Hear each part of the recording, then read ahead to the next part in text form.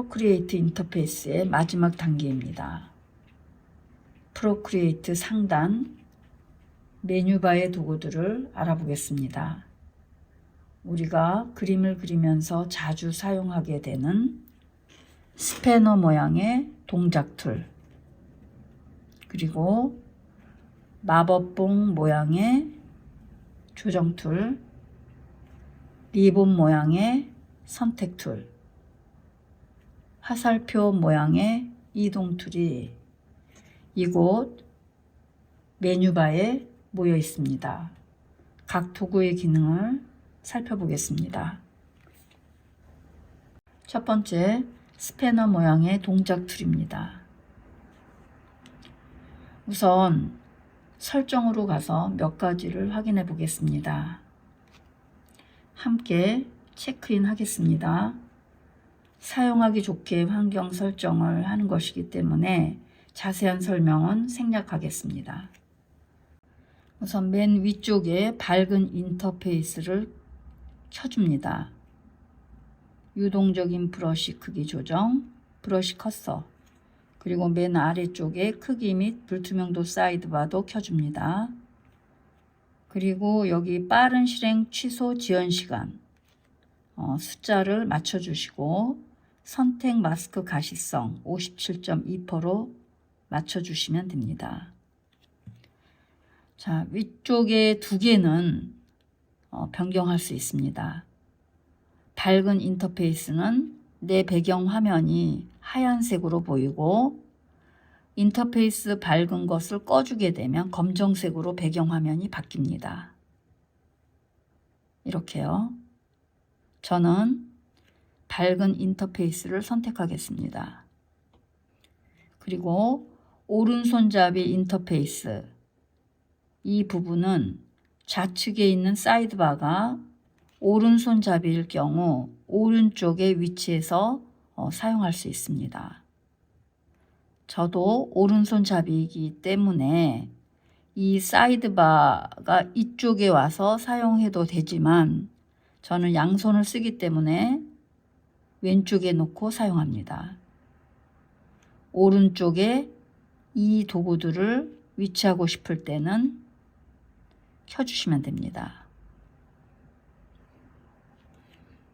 저는 왼쪽에 놓고 쓰겠습니다.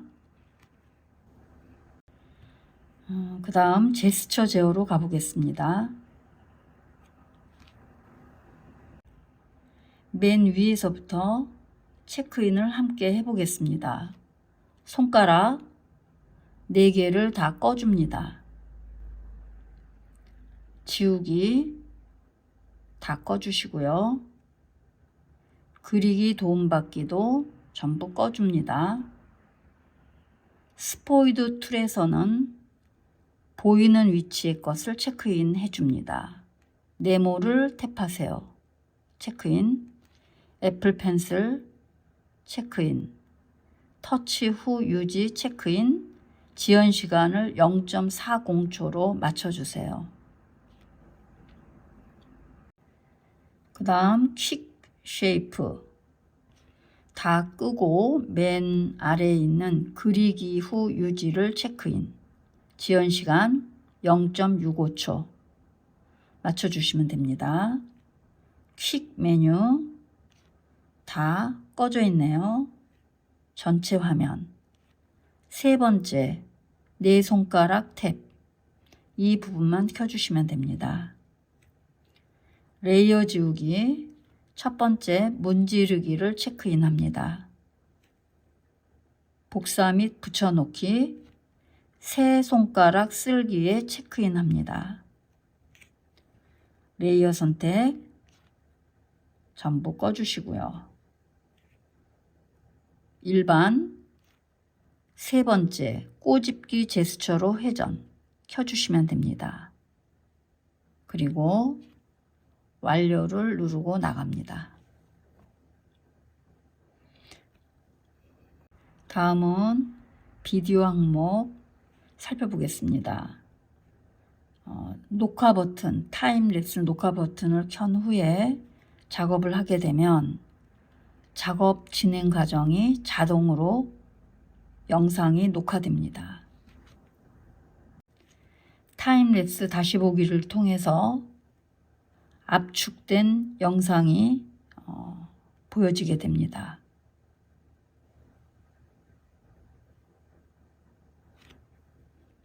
자, 완료를 누르고 다시 나가 볼게요. 이 영상을 맨 아래 항목 비디오 내보내기로 내보낼 수 있습니다. 30초 분량 또는 전체 길이를 선택합니다. 30초 길이를 선택해 보겠습니다.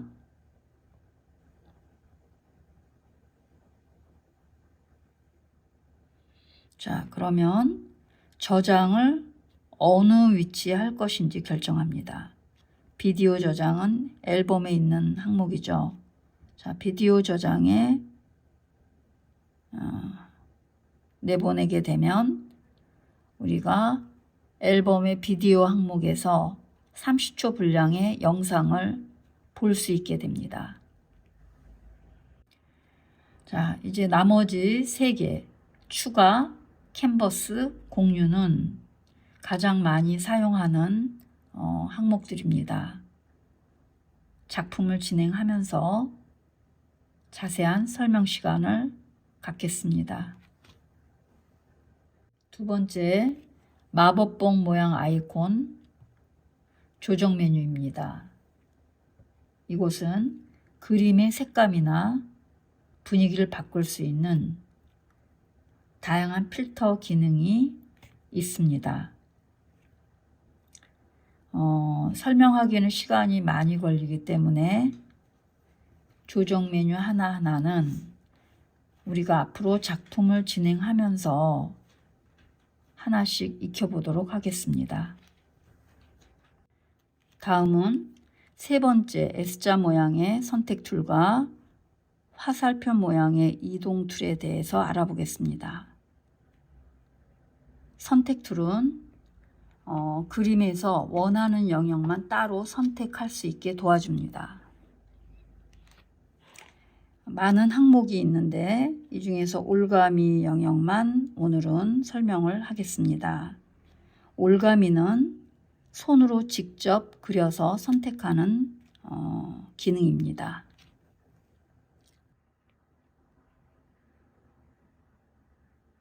그리고 회색 점을 찍고 나면은 바깥쪽 부분에 빗금친 모양이 있고 그려진 안에는 빗금친 모양이 없습니다. 빗금이 안 쳐진 부분이 선택된 겁니다. 이 선택된 부분을 복사해서 붙여넣기를 하겠습니다. 아래에 복사 및 붙여넣기.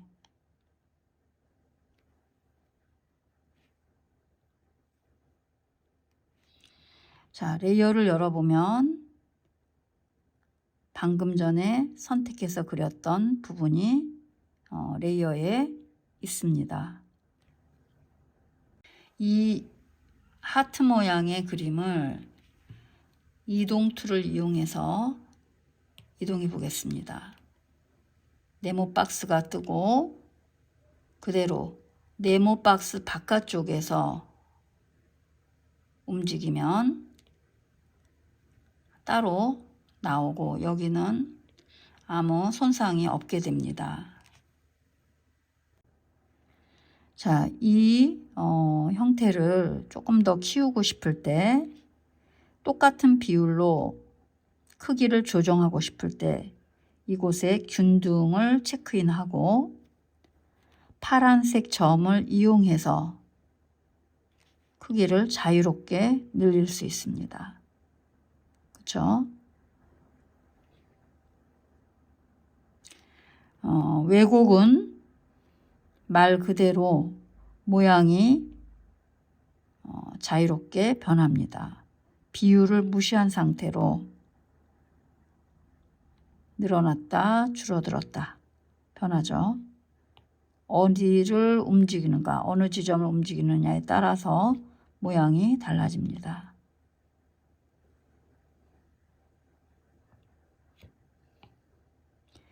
뒤틀기는 격자 모양이 생기면서 부분적으로 이런 형태로 3D 약간의 입체 형태로 모양을 만들 수가 있습니다. 그렇죠? 이렇게 이동 툴에서는 이 형태를 이동하는 것뿐만이 아니고 왜곡시키거나 뒤틀기를 통해서 우리가 원하는 모양을 만들 수 있습니다.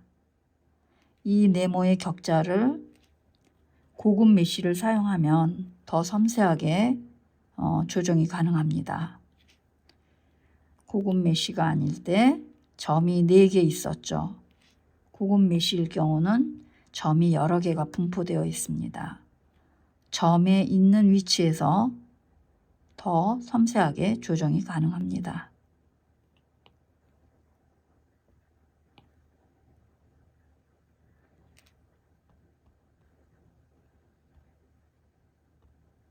다시 균등으로 돌아가서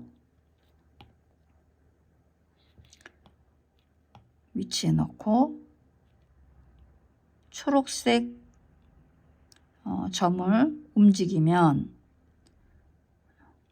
360도 회전 좌우로 움직일 수 있죠.